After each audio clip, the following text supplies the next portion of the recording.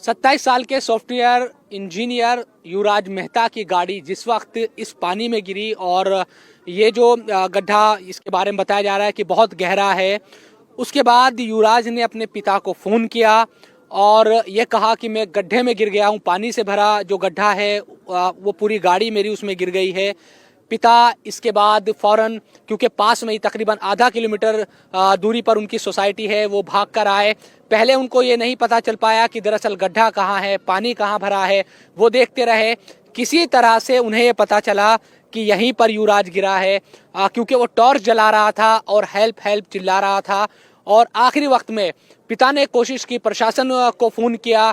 तमाम टीमें, जहां मैं इस वक्त खड़ा हूं, यहां पर प्रशासन की टीम पहुंच भी गई थी और युवराज की गाड़ी जो इस वक्त पानी में है, निकाली नहीं गई है, ये तमाम स्थानीय लोग बता रहे हैं। तो यहाँ से अगर तेजी के साथ वो गिरी है तो 20-30 फीट दूरी पर होगी यहाँ से, और प्रशासन की टीम पहुंच भी गई। अब एक पिता की बेबसी देखिए कि उसका बेटा डूब रहा है, गाड़ी पर लेटा हुआ है, जो पिता ने बताया, लेकिन वो कुछ नहीं कर पा रहे। चश्मदीदों के मुताबिक हादसे के बाद भी प्रशासन खिलवाड़ करता रहा। कोई भी पानी में उतरने के लिए तैयार ही नहीं था।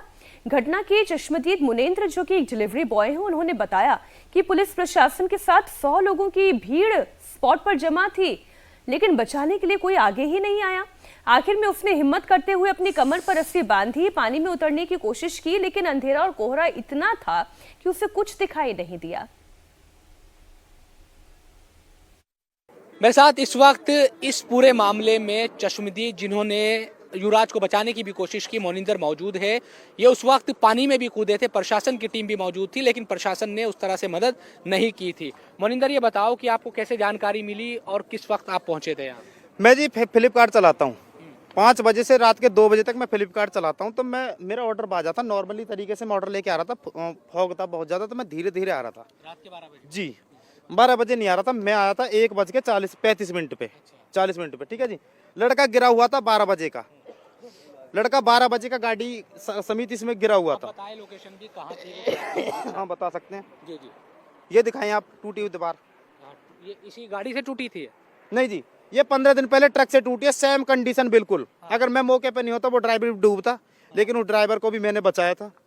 ट्रक में जो रस्सा बंधा हुआ था, मैं ट्रक पे चढ़ा था। मैं सोच रहा था अगर मैं खुद दागूंगा तो मैं खुद डूब जाऊंगा, क्योंकि अगर वो मुझे गुथेगा मैं उसे गुथूंगा बचाने के लिए। मैं ट्रक पे ऊपर चढ़ के, ट्रक में रस्सा बंधा हुआ था तो दोनों साइड जी, मैंने रस्सा खोल के उसके पास फेंक दिया। मैं कहा भाई इस रस्सा के सहारे तुम अभी बचे रहो। इतने में भी 2-4 आदमी रोड पे रोक के, गाड़ी रोक के, राइडर्स चलते हैं इस पे पूरी रात, मैंने रोक के, मैं कहा अभी आदमी लाता हूँ। मैंने कम से कम 15-20 राइडर रोक लिए यहाँ पे। मैंने बोला भाई वहाँ पे एक ड्राइवर डूबा हुआ है। युवराज का फिर क्या हुआ? युवराज का गिरने के बाद 12 बजे गिरने के बाद युवराज कम से कम 1:45 बजे तक लड़का गाड़ी पे बैठ के टॉर्च दिखाता रहा कि प्लीज मेरी हेल्प कीजिए जी, कि मेरी हेल्प कीजिए प्लीज प्लीज प्लीज, लेकिन उसकी कोई भी हेल्प नहीं कर पाया। बड़े दुर्भाग्य की बात है कि 100 आदमी होने के कारण वो लड़का डूब के मर गया। यहाँ कितने लोग जमा थे उस वक्त? 100 प्लस थे जी। पुलिस भी थी? हाँ जी, पुलिस भी थी। और लेकिन पुलिस में मैं बता सकता हूँ, पुलिस में जो थे वो कुछ उनकी एज थी, बुजुर्ग अवस्था थी, और कुछ पे जो नौजवान थे एक दो, उन पे तैरना नहीं आता, तो वो उनमें वहीं पे था कि किसी पे तैरना नहीं। फिर उन्हें पुलिस आई तुरंत, पुलिस ने तुरंत फायर ब्रिगेड वालों पे कॉल की। फायर ब्रिगेड वाला है, उनके पास सारी सुविधा थी, सेफ्टी जैकेट भी थी, 100 मीटर का रस्सा भी था, 3x6 की नाव भी थी उनके पास। लेकिन नाव को यहीं डाल के वो ऐसे कर रहे थे कि नाव आगे नहीं चल रही है, आगे नहीं जा रहे हैं, इस बेसमेंट है, इसमें सरिया है, पानी बहुत ठंडा है। मतलब उस वक्त भी युवराज जिंदा था? जी, जब फायर ब्रिगेड आ गई थी उस वक्त लड़का जिंदा था। अच्छा। हाँ, ये बात सच है। कैमरा के सामने मैं सच्चाई बता रहा हूँ तुम्हें। मैं बहुत सारी चीजें बता रहा हूँ कि मुझ पे बहुत लोगों की नजर गड़ चुकी है। मैं तुम्हें सच्चाई बताऊँ, 3 दिन से मैं सच्चाई बता रहा हूँ बिल्डर के खिलाफ। ये बिल्डर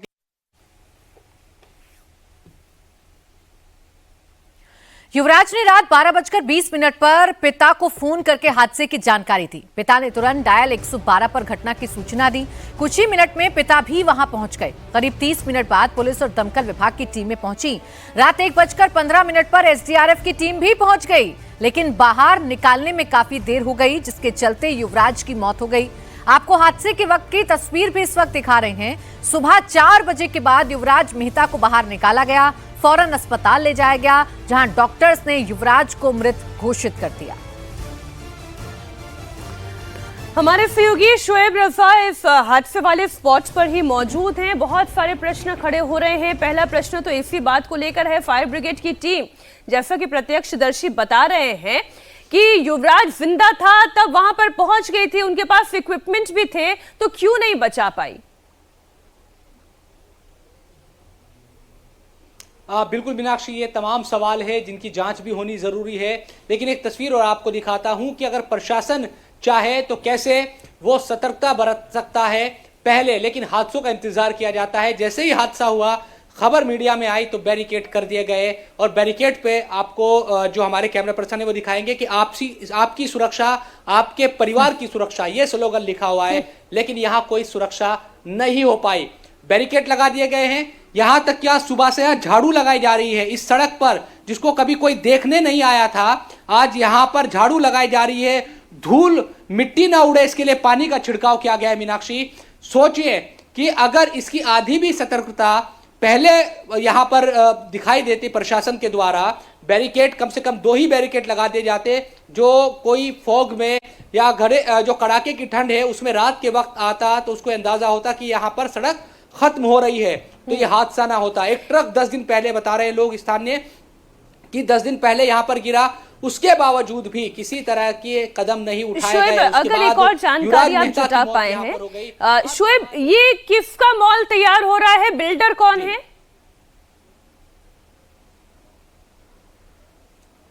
बिल्कुल, देखिए ये लोटस मॉल, इसके बारे में बताया जा रहा है कि ये बनाया जा रहा है और बहुत दिनों से ऐसे ही खाली पड़ा हुआ है। और इसकी अगर बात की जाए तो इसमें ये जो सिचुएशन बनी वो इसलिए क्योंकि पूरा प्लॉट खाली पड़ा रहा, इसमें बुनियाद वगैरह भरी गई थी, जो बता रहे हैं लोग न्यू। और ये जो नाला है, ये नाला इसके बराबर से बहता है, इसका पानी इसमें जाता रहा। तो कुल मिलाकर ना सिर्फ लोटस जो यहाँ पर जो भी ये बिल्डर है, इस कंपनी के मालिक, उनकी लापरवाही के कम से कम वो किसी तरह का यहाँ पर कोई बैरिकेड या इस तरह शोएब, की देखिए हमने तो अपने सामने नोएडा को इतना डेवलप होते हुए देखा, इतने सारे बड़े बड़े मॉल शोएब हमने अपनी आंखों के सामने बनते हुए देखे, जिनकी नींव भी खोदी गई, लेकिन हमेशा से उन कंस्ट्रक्शन साइट पर लोहे की बड़ी बड़ी शीट्स लगा दी जाती थी जिससे कि कोई हादसा ना हो। तो सबसे बड़ा गुनहगार तो ये बिल्डर है, सबसे बड़े गुनहगार तो इस कंस्ट्रक्शन साइट पर काम करने वाले वो मैनेजमेंट टीम के लोग हैं जिनकी वजह से युवराज की जान गई है। और फिर जो प्रशासन की लापरवाही है वो तो साफ दिखाई दे रही है। बहुत शुक्रिया शोएब आपका इस पूरी जानकारी के लिए। अब युवराज मेहता की मौत के बाद लोगों में नाराजगी है। सोसाइटी और आसपास के लोगों ने कैंडल मार्च निकालकर विरोध भी दर्ज करवाया। लोगों ने प्रशासन के खिलाफ अपना गुस्सा जाहिर किया है। आरोप लगाया कि पहले से इंतजाम होते तो जान नहीं जाती, या उस वक्त भी टीम सजग होती और तमाम इक्विपमेंट्स के साथ पहुंचती और कोशिश करती युवराज को बचाने की, तो शायद युवराज की जान ना जाती और परिवार को ऐसे इकट्ठा होकर या जानने वालों को ऐसा इकट्ठा होकर ये कैंडल मार्च ना निकालना होता। Justice for Yuvraj! Justice for Yuvraj! We need बड़ी खबर लखनऊ से, जहां आज केजीएमयू में भारी सुरक्षा इंतजाम के बीच दही चूड़ा भोज दिया जा रहा है। धर्मांतरण के मुद्दे पर घमासान के बाद आज केजीएमयू में खिचड़ी भोज आयोजित किया गया। यूनिवर्सिटी वीसी की तरफ से खिचड़ी भोज दिया जा रहा है, लेकिन पिछले दिनों हिंदू रेजिडेंट डॉक्टर के साथ ही मुस्लिम डॉक्टर के उत्पीड़न के मुद्दे पर घमासान मचा हुआ था।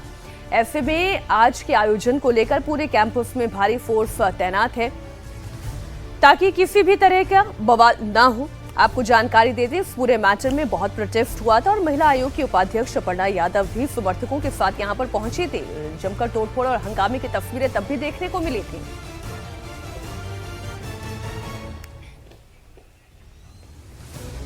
तो केजीएमयू एक बार फिर से छावनी में तब्दील होता दिखाई दे रहा है।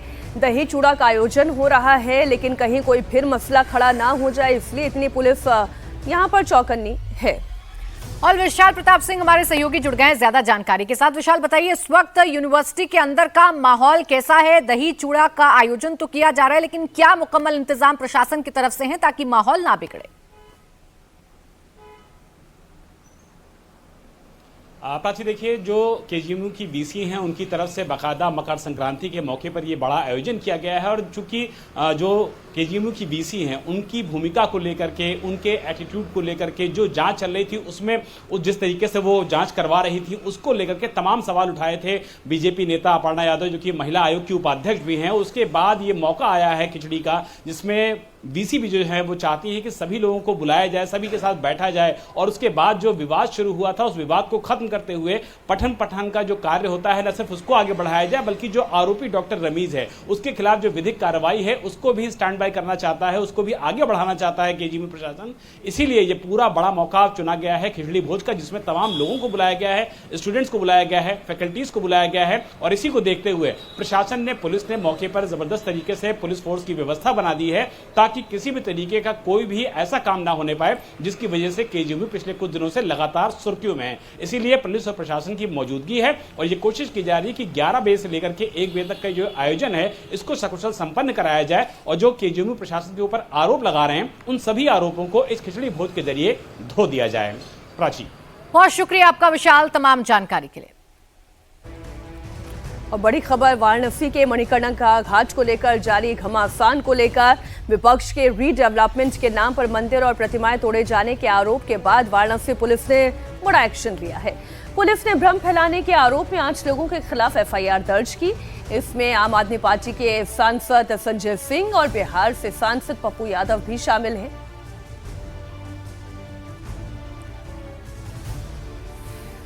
प्राचीन मंदिर और मूर्तियों को ध्वस्त करने वाला महमूद गजनवी का अनुयायी ही होगा, ऐसा पोस्ट उन्होंने लिखा। संजय सिंह ने कहा कि वो इस तरह की कार्रवाइयों से डरने वाले नहीं हैं। संजय सिंह ने फिर से आरोप लगाया कि मणिकर्णिका घाट पर अहिल्या देवी की प्रतिमा तोड़ी गई है। विपक्ष का आरोप है कि विकास के नाम पर वाराणसी में विरासत के साथ छेड़छाड़ हो रही है। वहीं यूपी के सीएम योगी साफ कह चुके हैं कि किसी भी मंदिर में तोड़फोड़ नहीं हुई है। पुलिस के एक्शन पर संजय सिंह ने कहा कि अपने पाप छिपाने के लिए पुलिस कार्रवाई कर रही है। माता अहिल्याबाई होलकर जी की प्रतिमा तोड़ के आप देख रहे हैं कहां पड़ी हुई है। ये मैंने बनाया है। दिमाग खराब हो गया भाजपाइयों का, पागल हो गए हैं सत्ता के अहंकार में। अहिल्याबाई होलकर जी के परिवार के लोग वो कह रहे हैं घाट पे मंदिर तोड़े गए, तो आप ये सोच रहे हैं कि अपने पाप और गुनाह छिपाने के लिए संजय सिंह पे एफआईआर कर दो, सब मामला दब जाएगा। जाके काशी के लोगों से पूछो मणि तोड़ी कि नहीं तोड़ी, माता अहिल्याबाई होलकर जी की प्रतिमा तोड़ी कि नहीं तोड़ी। और ये बेशर्म लोग सोच रहे हैं कि मुकदमा लिख दिया काम हो गया इनका, 4 मुकदमा और लिख दो। तो विपक्षी नेता सरकार पर सच छिपाने का आरोप लगा रहे हैं, लेकिन मणिकर्णिका का सच क्या है ये हम आपको दिखाते हैं। किस तरह मणिकर्णिका घाट पर मंदिर का झूठ फैला है, क्या है इसके सबूत देख लीजिए। पुलिस का कहना है कि मणिकर्णिका घाट पर मंदिर तोड़ने के नाम पर एआई जनरेटेड तस्वीर डाली गई। ये तस्वीर कुंभ महादेव मंदिर की है, जिसमें छेड़छाड़ कर इसे मणिकर्णिका की इमेज बताया गया। अब तकनीकी टीम के साथ वाराणसी की चौक पुलिस ने जांच शुरू कर दी है। पुलिस टीम ने कुंभ महादेव मंदिर का निरीक्षण किया, जीपीएस वाली तस्वीर भी ली, इसे मीडिया के साथ साझा भी किया है। इसमें एक एफआईआर मणिकर्णिका घाट पर रीडेवलपमेंट का काम कर रही कंपनी ने दर्ज कराई, जबकि दूसरी एफआईआर अपर नगर आयुक्त ने दर्ज कराई है। हमारी मौजूदगी इस समय काशी के मणिकर्णिका घाट पर है और मणिकर्णिका घाट की चर्चा इस समय सबसे ज्यादा इसलिए हो रही है क्योंकि विपक्ष भारतीय जनता पार्टी सरकार पर काशी के पुराने इलाकों के साथ साथ जो भौगोलिक परिस्थिति है उसको बिगाड़ने का आरोप लगा रहा है, सभ्यता को खत्म करने का आरोप लगा रहा है। मणिकर्णिका घाट की जो पुरातन सभ्यता है उसके अवशेष खत्म करने की बात कर रहा है। दरअसल ये पूरा मामला तब सामने आता है जब मणिकर्णिका घाट पर सीएसआर फंड से यहाँ पर बाकायदा जो सौंदर्यीकरण का काम होता है उसकी शुरुआत की जाती है और उसके बाद यहाँ पर बुलडोजर कार्रवाई भी होती है, कुछ जगहों को तोड़ा भी जाता है, जिसके बाद विपक्ष इस बात को लगातार कहना शुरू कर देता है कि मणिकर्णिका घाट की जो विशेषता है वो विशेषता इसका पुरातत्व है, इसका पुरातत्व जो इतिहास है वो है।